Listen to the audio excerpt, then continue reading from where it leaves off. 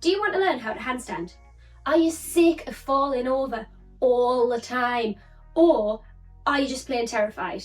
Well, in this video, I'm going to give you some progressions that you can use to get the perfect handstand. And make sure you stay right until the end of this video because I am going to give you my #1 tip for holding a handstand. But before we start, who am I? So I'm 𝐿𝐤𝐤, former Team GB gymnast, 3-time British champion, European medalist and world finalist. And on this channel, I'm going to give you everything gymnastics and cheerleading. So make sure you hit that subscribe button for more videos just like this one. Okay, so firstly, before we start this video, I am going to assume that you have the upper body and core strength that you need to be able to hold a handstand. If you're new or unsure, you can do my 7-minute handstand strength routine, which will give you the upper body and core stability strength that you need to be able to hold a handstand. Okay, so for the first progression, we are going to start on the ground. So first of all, we're going to make sure that you can hold a front support hold. So to do this, I want you to make sure that your hands are shoulder width apart, just like they will be when you are doing a handstand. And we're really going to focus on your shoulders being over the top of your wrists. This is training your body for where it needs to be in the handstand position.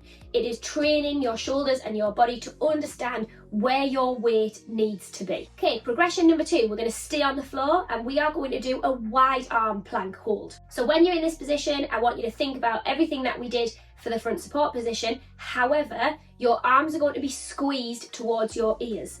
Again, this is really preparing your body for the position that it needs to be in when you're upside down. I want you to take the opportunity to really practice squeezing your core, squeezing your bum, squeezing your legs, making sure that every single muscle in your body is squeezed and tight. This is going to help prepare it for what needs to happen when you're upside down in the handstand. Okay, progression #3. So for this progression, we are going to go back to the front support hold that we did previously. However, this time we're going to raise your feet. Okay, don't worry, you don't need any fancy equipment for this. A chair will do, the couch will do, the end of the bed will do, anything that is lifting your feet off the ground. And again, we're looking for the same technique that we did in the front support hold on the floor. So you need to make sure that your hands are shoulder width apart. We need to make sure that your shoulders are over your wrists with your weight pushing slightly forward. This might be trickier in this position. You're really going to have to squeeze your core, and this is going to test your core strength. Okay, so once you're comfortable in this position, you can then start to pike yourself a little bit. So what I mean by this is lifting your bum into the air and walking your hands back slightly, pressing your shoulders over your wrists still so that your weight is still driving forward. You should end up in a piked position and you need to make sure that you keep your legs straight. So this is going to prepare you for holding your own body weight. So for progression #4, we're going to take this pike position and this time we're going to put it against the wall. So to do this, you're going to measure yourself. You can put one leg up against the wall, work out where you need to be, and then put your hands in the same position that your foot was in. From here, you're going to climb your legs up into the piked position against the wall. Really focus on your shoulders here. Make sure that your weight is pushing through and away from the ground. Make sure your hands are shoulder width apart and make sure that you are squeezing every single part of your body. Okay, progression #5. This is where we get to the good stuff.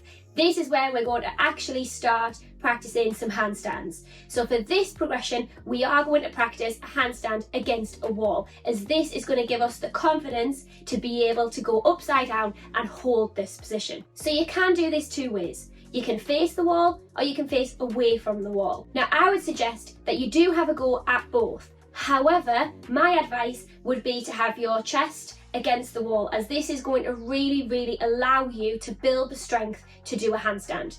The issue with kicking up against a wall and having your back against it is that sometimes you can just lean into the wall and actually you're not in the correct position that you need to be in. This is going to cause problems when you come to do a freestanding handstand, as you're probably just going to fall over the top. While you're in this handstand against the wall, I want you to think about pushing through your shoulders, really pushing your arms and your shoulders away from the ground.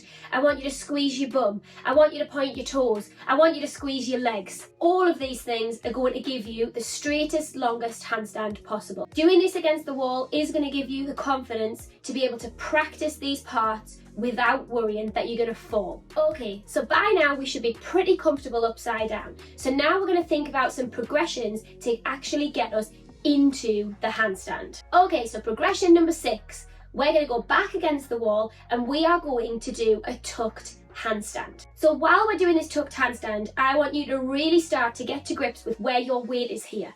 I want you to concentrate on your fingers and your hands. And I want you to make sure that your weight is through your fingertips and not on the palms of your hands.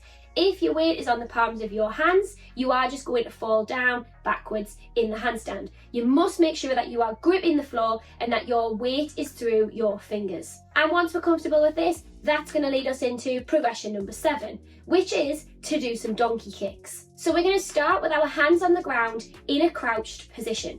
I want you to make sure that your hands are shoulder width apart and that your shoulders and your weight is slightly over your wrists. At this point, we are going to press with a slight jump, not a huge jump, just a little one, into the tucked handstand. So this tucked handstand is exactly the same as what we just did against the wall. The same things go, the same technique. I want you to make sure that you're thinking about your fingers, where your weight is, where your shoulders are. And when you hit that tucked position, I want you to see if you can hold it for maybe a count of 2. So what I'm looking for here is a straight line up from your wrists, all the way through your shoulders and into your back. Your weight should be slightly over the top. It shouldn't be backwards. It's easier to do this with bent legs than it is with straight legs, so really use this opportunity to have an understanding of where your weight is and where it needs to be. Okay, for number 8, we're going to go back to that piked handstand against the wall that we did way back at the beginning of the video. But this time, we are going to start lifting one of our legs up towards the vertical position. And I'm doing this so that my body understands where it needs to be with the security of still having my weight against the wall. So what I'm looking for here is the leg that is being raised towards the ceiling to be straight, to be squeezed, toe needs to be pointed, and it needs to be directly towards the ceiling, not piked and not arched over the top. I want you to make sure that you're still squeezing everything in that handstand. Push through the floor, squeeze your bum, squeeze your legs, squeeze your toes. All of the things that you need to do to hold a handstand effectively. From here, I want you to lower your leg down and I want you to change and do exactly the same on the other side. You might like to put your leg up to the vertical, hold it for a count of say 3 or 5, then lower it back down, swap legs and do the same thing again. This is going to be a really important exercise for understanding where your body is in the air, but it's also great for building upper body strength too. Okay, and for number 9, this is where we're going to start working on some freestanding inversions. Now to start with, I would recommend starting with some headstands and maybe some forearm stands if you would like to give those a go as well. Now this is going to build the muscle memory in your body to really understand where it needs to be. Don't underestimate the power of a headstand. And the same things go, you can work through the same progressions. You can start off with your hands on your head. That's going to be the easiest way to start with a handstand. From here, you can do a tucked handstand. Then once you get a bit more confident, you can raise your legs up to the vertical. You might want to do a piked handstand first and lift one leg at a time. When you hit the top, I want you to really think about where your body is. Squeeze your bum, squeeze your core, squeeze your legs, squeeze your toes. All of those things that we have talked about for the perfect handstand. And I want you to practice being comfortable upside down and really allowing your body to understand the position that it needs to be in. From here, you can move on to a tripod headstand and you can do